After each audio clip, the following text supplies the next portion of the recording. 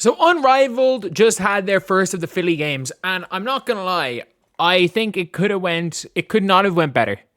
It could not have went better because obviously, look, it's a one-off. Unrivaled, who are struggling to sell tickets, it is a one-off in Philly. There is a big fan base in Philly. It's a one-off game, and they've packed out the place. 21,000 people, fair play to them. Genuinely, legitimately full. Fair play. Do I think this is sustainable? Not really.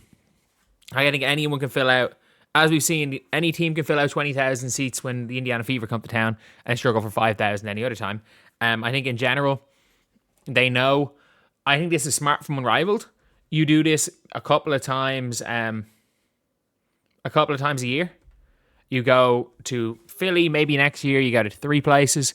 You make a decent chunk of money. You make a decent chunk of money out of it, and I think in general, that is pretty good. But this game I thought was very good. I thought it was very, very good. I can't lie. I felt like it was a fantastic performance by Aaliyah Boston. Paige was good. Paige was good. Again, she hit some shots, but she's gone back to her I'm never shooting threes again phase, and I'm just going to try foul bait. And she does it well. It's a little bit more. She missed her first 3 early and didn't even look at the basket after that. Rikia, I thought, was the best player on the Breeze. Rikia was fantastic. Like, she was just hunting mismatches the whole game. Kate Martin was real bad.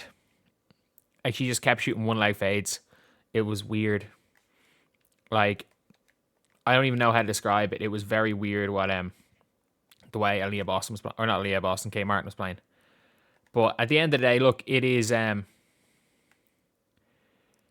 what it is, and that happened. But Aaliyah Boston was unbelievable. She was unbelievable again. I wonder what her plus minus was. 6. But I thought she was literally like her, Tip Hayes, and Kelsey Plum.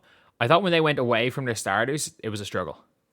I really did think once they went away from their starters, it was a huge, huge struggle for the team, just purely because they just struggled. I thought Kiki, I didn't even think Kiki was bad, but I thought Kiki was kind of their only bench player. I thought Tash Clay was absolutely horrific.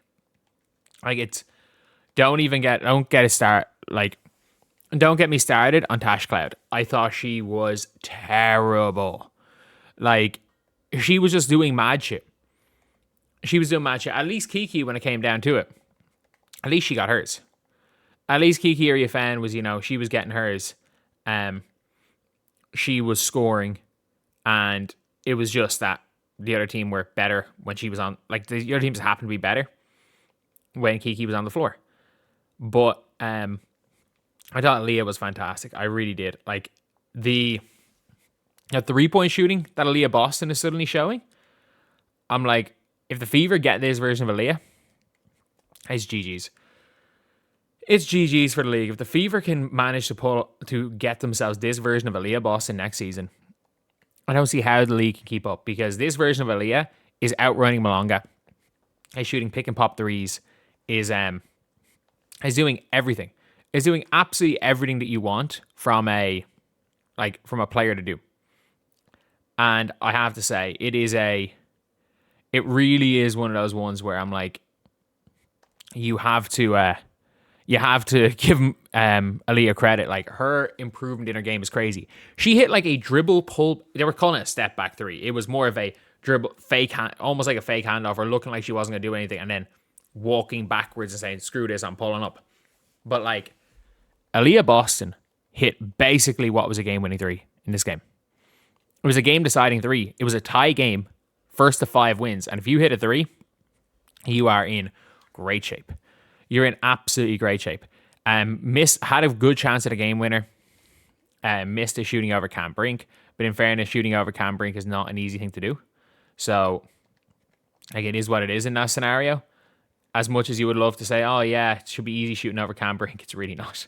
It's really, really not. But yeah, look, I do feel like the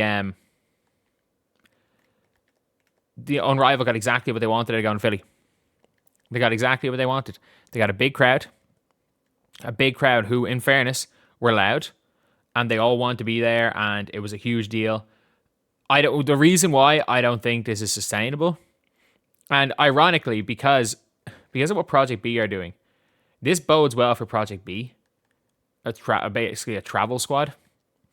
It bodes really well for Project B because that's basically what Project B is.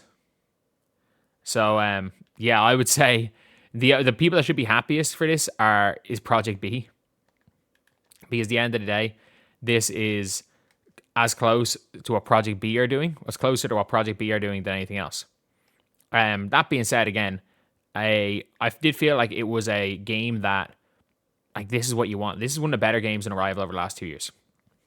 I can't, off the top of my head, there's been a couple of games where Chelsea Gray's gone magnet ball in the fourth quarter that have been better games. But, like, other than that, we're looking at a situation where it has been, like, this is one of those games. These games have to be the showcase game. They have to be the showcase game. And it was. Paige Bueckers stepped up, Aaliyah Boston stepped up, Kelsey Plum stepped up, Rakia Jackson stepped up. As far as big names are concerned, the only one who didn't step up was Kate Martin, who, by the way, has been horrendous in Rivals. We have to be real here. Kate Martin, who I thought was really good in Rival last year, has been absolutely positively awful. Like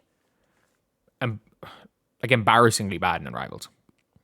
But look, it's not the be all and end all if a player plays well in Unrivaled, if we're being completely real.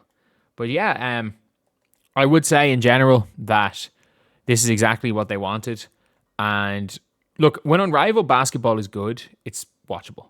And this game was absolutely watchable. And if people are like, oh, this game was absolutely unwatchable, then you either didn't watch it or you just decided you're not going to watch Unrivaled. Because as just an easy watch, Friday night, the stakes are as low as it gets in sports. Like, it is what it is. Like, it simply but is what it is. Like, a really, really easy watch. And look, again, when things are going bad in Unrivaled, I'll be the first to say it. And by the way, the TV ratings, I won't talk about it today because, in fairness to Unrivaled, like, I'll talk more about how they did such a good job of how they did a good job when it came down to it with the attendance, with the Philly stuff. But, like, we're eventually going to get to the ratings, and oh my god, there last year the ratings were low. This year there have been a bunch of ratings that have been so low that their ratings are not applicable. We just know what it's less than. We know wasn't in the top 100. So, like, there have been multiple games this year where the ratings are not applicable, that is scary. Like, that's the worst part of Unrivaled that they were just refusing to talk about, is that the ratings are literally not applicable in a lot of scenarios. So yeah, let me know, did you guys watch? Because if you didn't, not the end of the world. Like, everyone can watch, everyone can choose to watch or don't watch what they want to or don't want to watch. And that's the one thing where it's like, you shouldn't be forced to watch Unrivaled. If you don't like watching Unrivaled, that's completely fair. That's completely fair. If you do like watching it, great. More power to you. But yeah, there's gonna have to be a lot more people that like watching Unrivaled if it's gonna survive past the third year. Like, I can guarantee, like, because there's not one thing from this year that's tied to viewership. There's nothing that's tied to viewership. Hence why obviously they've gone and made a boatload of money this year, which they absolutely have. I can guarantee you that, because their TV deals they signed were long-term ones with opt-outs. So at the end of the day, it is something that I do feel like money-wise, they're probably in a really good position. It's just, is it going to last long-term? And my prediction, hell no. Hell no, I don't see this lasting long-term at all. But yeah, let me know what you guys think in the comment section below. Do you guys agree? Did you guys enjoy the game? Did you guys disagree? Thank you guys for watching. Please like, comment, and subscribe.